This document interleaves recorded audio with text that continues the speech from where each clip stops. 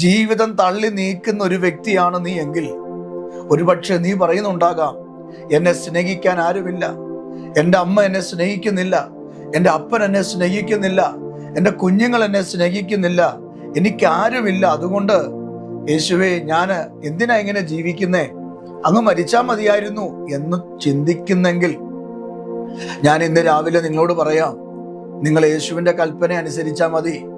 യേശുവിന് വേണ്ടി നിങ്ങളുടെ ജീവിതം സമർപ്പിച്ചാൽ മതി. മാനസാന്തരപ്പെട്ട് നിങ്ങളുടെ പാപങ്ങൾ യേശുവിൻ്റെ മുമ്പിൽ ഏറ്റു പറഞ്ഞാൽ മതി.